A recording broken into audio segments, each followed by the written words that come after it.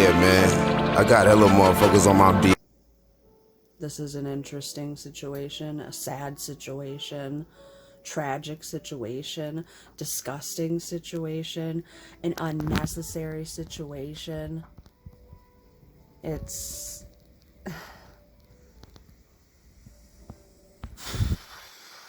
all I gotta say is holy... what the fuck? New details on what's being called a house of horrors. This is in Michael's hometown of Houston, where police are saying the little boy was beaten to death by his mother's boyfriend. Zachary Keish has more on what his three brothers have been through. Good morning, Zachary. George, good morning to you as well. You know, some of these stories just hit a little bit harder. You know, these youngsters were failed by adults in their lives at every single level, beginning with their immediate family. And yet there were neighbors that wanted to help. But at the end of the day, those bags of chips, those slices of pizza, the phone charge they offered weren't enough to counter that house of horrors. This morning, a gruesome discovery. Gloria Williams and her boyfriend, Brian Coulter, are facing several criminal charges after the body of her 8-year-old son was found in an abandoned apartment. In my long time of working homicides, this one's up there.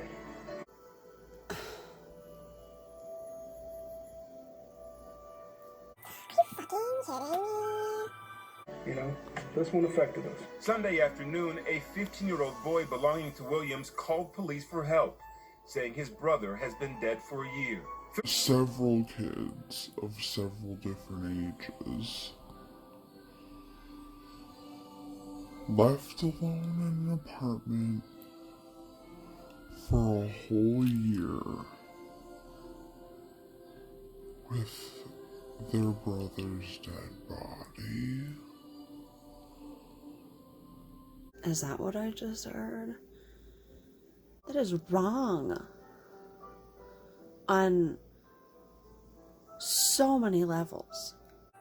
So many motherfucking levels. 31-year-old Coulter is charged with first-degree murder, and 35-year-old Williams is accused of tampering with evidence and injury to a child by omission. Authorities say the 8-year-old, Kendrick Lee, died of multiple blunt force injuries, and his decomposing body was found in plain view. First of all,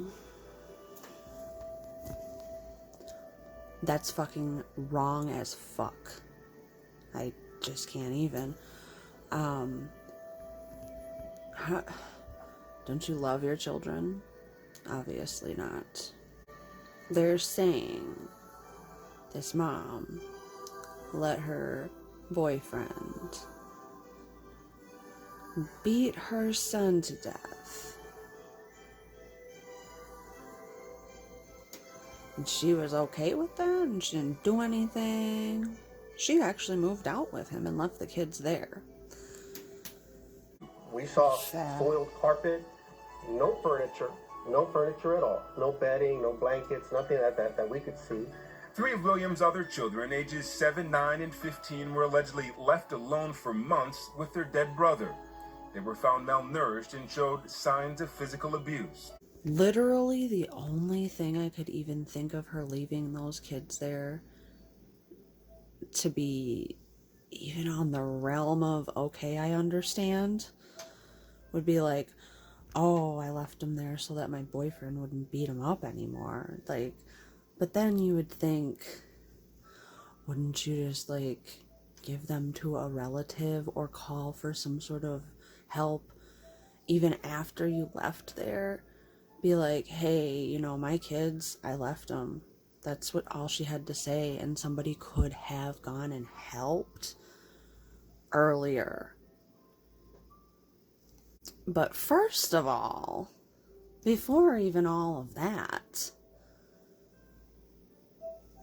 how did she sit there and first of all, let the fucking boyfriend do what he did, and then you find out, oh my god, he's dead?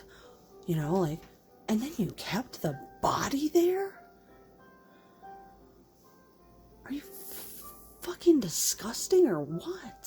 For you as a mother to watch somebody do that to your child, that's not a mother. A mother doesn't do that. No, you don't. A neighbor says several residents complained about the odor and other issues in apartment 531. I understand the management company called your apartment. And what did they ask you? Yeah, they called me and they want to know, have you seen those guys? Your next door neighbor? I said, no. I said, can you go and knock on the door? I did, but nobody answered, so that's happened a few times. Really hard to wrap your head around this story, George. Have you ever... Some people, they don't value their family. And that's just how it is. But this is an extreme instance of not valuing your family. As the authorities have mentioned when they showed up, no blankets, no furniture, no electricity. It's been really interesting to spend some time there with the neighbors as they begin to talk to each other and kind of piece together some of the activity that was happening around that apartment. I'm told that a former teacher showed up just a couple days ago, completely heartbroken by the news.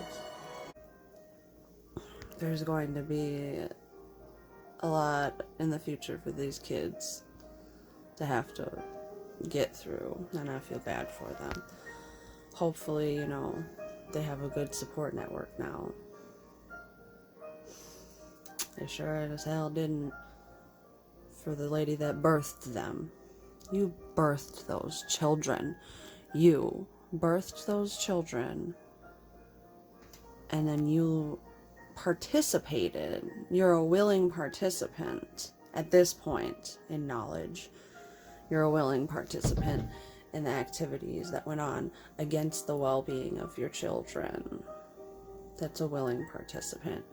You stayed with the problem. Because 9 times out of 10, that kid was being beat before he died, obviously. He was comfortable enough to beat him that bad. Why wouldn't he have been beating all the kids before? And we don't know what her character is. Is she being beaten, or is she also a co-abuser? I'm sending prayers to you children that have gone through all that, and all the other children that have gone through similar circumstance.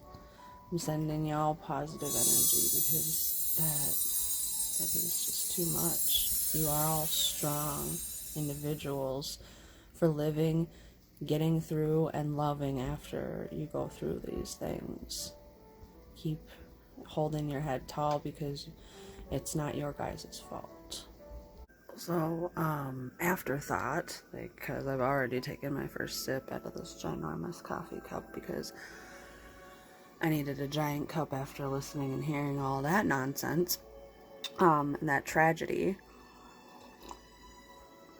My thought was, what was told and how bad were those kids that got left there? How badly were they abused to either they A, weren't going to school, B, were doing online school or something like that. So they were either going to online school, not going to school at all, or going to a physical school the whole time that they were in this house by themselves. So my question is, how long did it take school officials to figure anything out? Because in my mind, if they're doing online school, they were left there. They were probably told, you better keep doing your school and you better not say anything to anybody,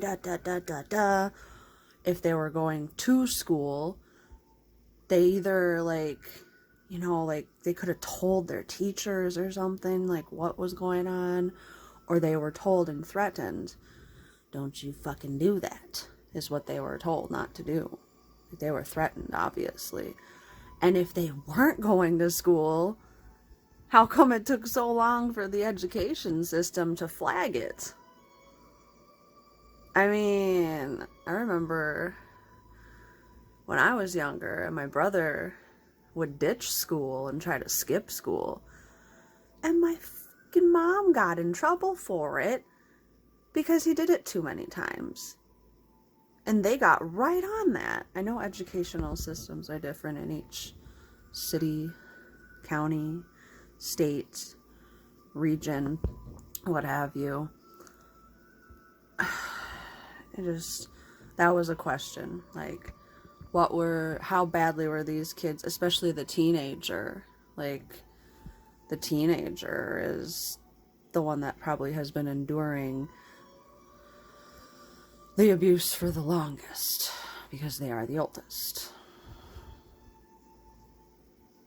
So, and there's other things that could go along with that, but my heart still goes out to them. I just had some afterthoughts, because it just seems like it's just a psychotic conundrum of a situation, a tragic psychotic conundrum of a situation.